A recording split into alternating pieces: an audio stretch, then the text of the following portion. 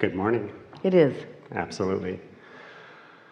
I have come from contrast, and that's always happening, but I am in a position where I understand that everything that I've wanted, I've created, and I have the ability to have.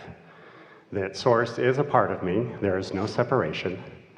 And can you feel, especially from what we were just talking about, that these things that you want, they are thoughts that have already started to turn to things. Absolutely.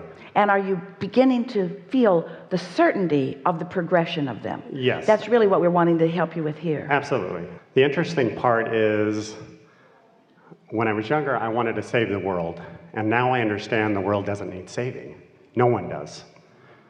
But I have all this power. Because you can certainly have thoughts of well wishes and thoughts absolutely. of positive desire for the world, and you can be a benefactor in expressing the energy. Yes. Yes, Yes. We're not wanting you to think that you can only selfishly think about things that are directly related to you and what you're wearing and what you're eating. Right. Although that's Esther's favorite. Yeah, I do realize, though, that the more I give to me, I'm giving to everyone. Yeah. It's You can't thrive without adding to the thriving of the world. Exactly. I don't have really a question. It's that I'm looking to the next step, and I know it's forward, and I know everything's going to happen, and the doorways are opening, and my, call it word for living, is allowing, which I got from you, so thank you. Let us give you another word. Let us give you something even more to consider. Because we like how you feel. It feels good to us to realize Yes. that you recognize that you're here to explore and to discover for yourself things that you care about. And you've pointed out that what you care about is broad. You care not only about your own personal environment, you care about a broader scope. You care about the world. You want others to thrive and be happy and live well. Absolutely. So this is all part of your desire, and your time living on this planet has caused you to put those ingredients into this vibrational pot, into this vortex, and those vibrational ingredients are becoming and becoming and becoming because you and others have put them there. When a desire is realized by you, I so want the world to be a better place, and I so want to do my part in whatever that means. That is a vivid desire. It's a real desire, and it's a desire that you get to own. It's your desire, and you get to hold that desire. So you can't create in the reality of others. You can't wish for someone to have something because you can't be their receptive mode. Right. You can be the projector of thought about it. Now, this is where we want to take this conversation into a new place. In the last gathering in Long Beach, someone sat in the chair and asked the question, Abraham, you say that there's no assertion, and yet you talk about how we think thoughts or we project thoughts. He said, I'm wondering, if we can project a thought, then why is there no assertion? And we said, because just because you're thinking it doesn't mean somebody else has to receive it and live it, because it's all law of attraction based. Right. So think about a projection of thought, a thought that you think, a broadcast. Think about a radio tower broadcasting a signal. Well, it can broadcast all day, every day. And if no one has a tuner that's tuned to it, and no one's turned that tuner on, then that broadcast is not going to be received, and there's not going to be any manifestation as a result of it. It's like if a tree falls in the forest and there's no one there to hear it, did it make a sound? No, because there was no one there to translate the vibration into a sound. So in order for creation to happen, there has to be a broadcasting and a receiving, a broadcasting and a receiving, a broadcasting and a receiving. So the way you set your receiver, the way you set your tuner, is by what you broadcast. It's by what you think. So when you think about a world that is wonderful, you set your tuner to receive evidence of that wonderful world. When you think about a world that is having all kinds of catastrophes and problems, then you set your tuner to be experiencing or aware of those kinds of things.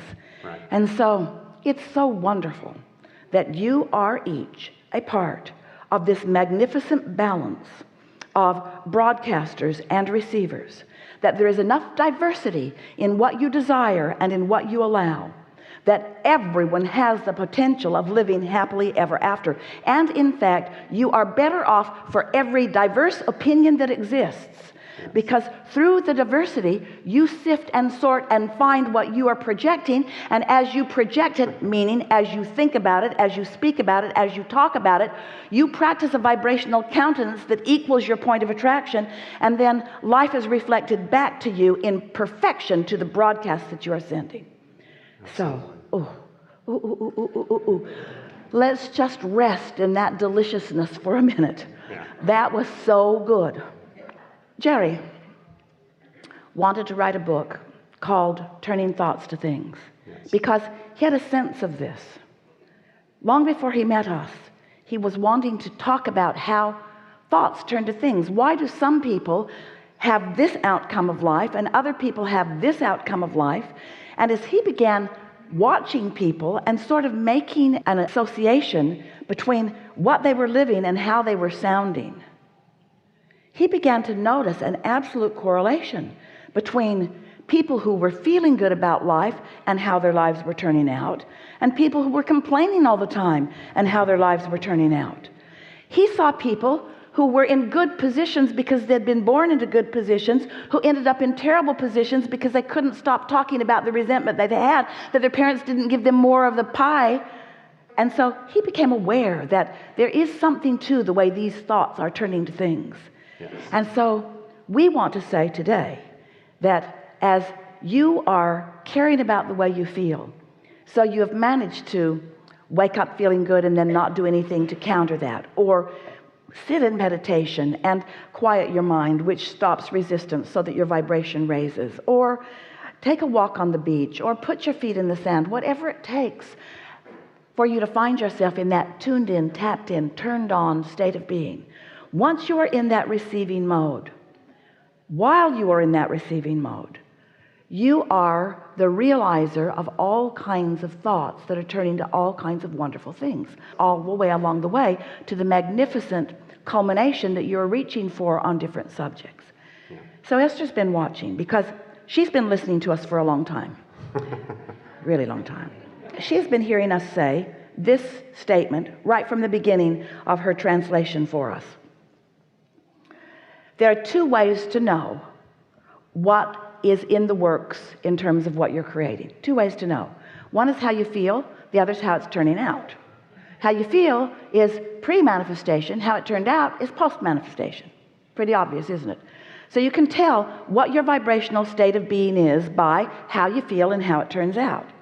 Well, if you care about how you feel and you receive an idea about something, call them, go see them, go here, do this. When you get an impulse from the receiving mode, pay attention. As it plays out, it's wonderful. Yes. But if you're all balled up in something, if you're angry, if you're frustrated, if you're mad at somebody, if you feel like you've been mistreated, and then you follow the impulses that come from that vibration, watch how it turns out. It always, always, always, always, always, always matches. Good feeling thoughts that you hold consistently always turn in to wonderful experiences in life. Not good feeling thoughts always turn in to more of the same. Now, any step along the way, you can have a bad feeling thought, and certainly it's natural to have a reaction to something not wanted. It's natural to feel defensive. If somebody comes at you suddenly, it's natural for you to defend yourself and not let them just slug you right in the face. That's natural. But the next question is, do you stay in that defensive stance forevermore? Once somebody comes at you, do you walk around like this for the rest of your life? I thought maybe you were going to hit me, so I have to be ready for that. Because the more ready for that you are, the more people hit you. It's just the way that it is. But any step along the way, you can realize, oh, this doesn't feel good. I can do something about finding a better feeling thought. So we like this conversation that you stirred up, because we do know that you want to help the world be a wonderful place. And it's interesting, the more wonderful your life is, right, the more you desire that for everyone else as well. We've begun saying recently, we've been saying it in lots of different ways over time, but recently our words are, don't try to be somebody else's point of least resistance, because you just can't get in their head. You can be the offer of thought about them, but you cannot, wait, get out of the way. I've been thinking really good thoughts about your success, and now I need you to just lay down and go to sleep, and I'm going to be the receiver of the thoughts about you too. Oh yeah, I wished you well, and now I've received it, and now everything will go well for you. You cannot vibrate for another because you cannot think for another, but you can influence others through the clarity of your example. And you can influence a world or a situation to something that feels better by clarifying. We're reluctantly allowing Esther to choose this word because it makes you wonky, but we're going to say it. Clarifying, purifying, cleaning up your vibration about a subject. If you can just not let yourself think the thoughts that you don't want to turn to things, and if instead you can choose thoughts that you will like it when they turn to things, and if you will then do the only thing that you can do it in the early stages, because once there's momentum, the thought will have its way for you. So then you got to meditate, or you got to go to sleep. You got to do something other than allow that thought to get a hold. Haven't you ever had an experience where you're feeling pretty good, and then you sit and you're visiting with someone and they bring something up, and you didn't even realize that that was a big old wadded up active thing in your vibration because you hadn't been thinking about it for a while, but now they're talking about it, you're thinking about it, and before you know, you're off and running on a whole conversation that you don't want to be off and running about. This is the control that we are asking you for. In meditation the other day, Esther received a very clear statement, and she loved the way the statement unfolded in her own mind. Let the control that you seek, or let the control that you attempt to offer, let it be only about controlling your own positive expectation. And if you will work on controlling your own positive expectation, then you control your point of attraction. The entire universe, actually. The entire universe is a cooperative component for you. And others who don't know that, they'll watch you, they'll be jealous of you, they'll condemn you, they might even find fault with you. But if you've practiced positive expectation, they can't assert their negative experience into you. They can project it, you can receive it, but you've got choice about whether you receive it or not. And your ability to receive it or not receive it has to do with one thing and one thing only: how much you've practiced good feeling thoughts.